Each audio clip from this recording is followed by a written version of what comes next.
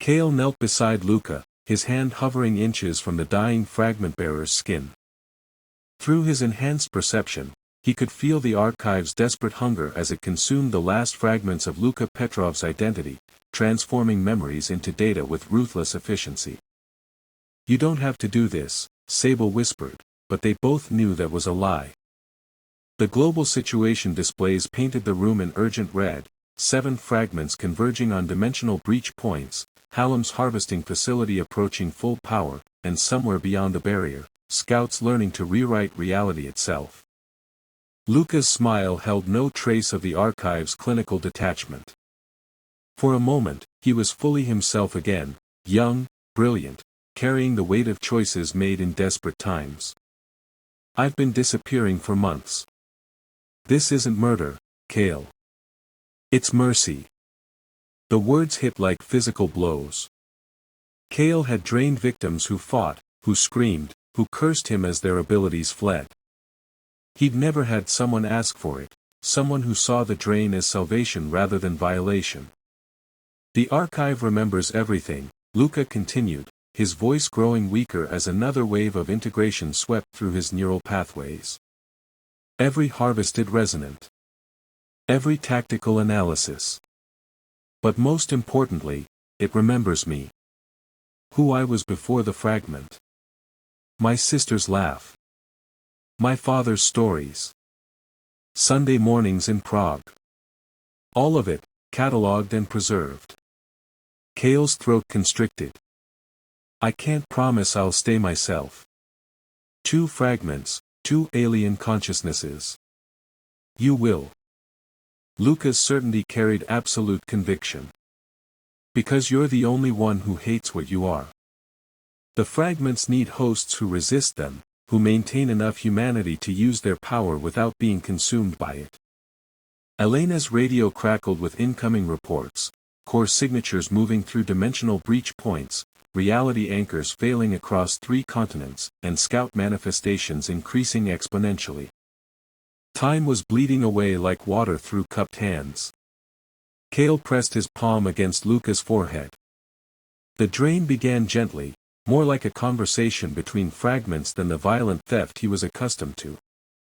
The archive flowed into his consciousness with clinical precision, bringing 17 months of accumulated knowledge in a torrent that made his vision fracture into cascading data streams.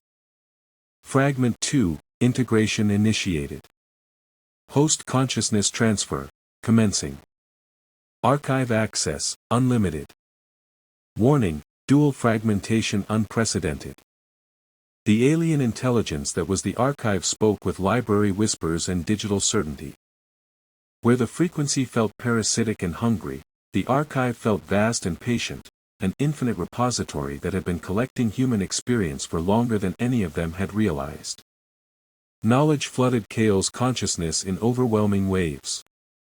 The true name of the original intelligence, Aeon Kithra, the Eternal Archive, a collective consciousness that had once catalogued entire civilizations across dimensional barriers. The complete construction methodology for dimensional walls, not just barriers, but conscious, living boundaries that could think and choose what passed through them. And deeper, more personal, Luka's preserved memories, crystallized and protected from the archive's consumption. A 10-year-old boy feeding pigeons in Wenceslas Square. His sister Anna teaching him to play chess. The moment his parents died in a residue zone expansion, and the core recruiter who found him 3 days later, half mad with grief and burning with Fragment 2's awakening signal. The drain completed, leaving Luka Petrov unconscious but breathing, transformed from fragment bearer to non-resonant in the span of heartbeats. His face, peaceful for the first time in months, carried the deep exhaustion of someone finally allowed to sleep. Resonance, 817. Bandwidth, 32. Fidelity, 21. Noise floor, 89. Dual fragmentation, active. Warning, Warden protocol initiated.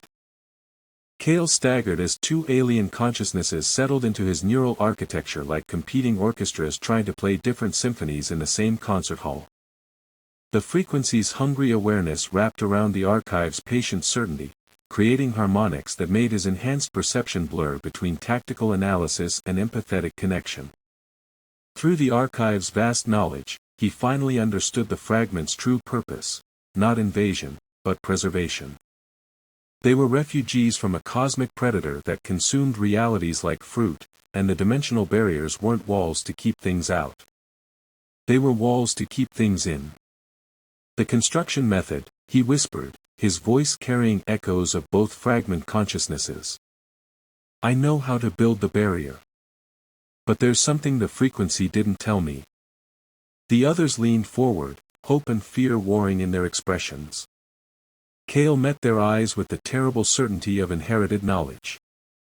Reuniting all 7 fragments doesn't just seal the dimensional barrier. It creates a permanent warden, a consciousness embedded in the barrier itself, maintaining it through pure will. His hands trembled as the full implications settled into place. The host doesn't die. They become the wall. For eternity. The safe house fell silent except for the distant sound of reality cracking along dimensional fault lines. Outside, 7 fragments continued their convergence toward humanity's final choice.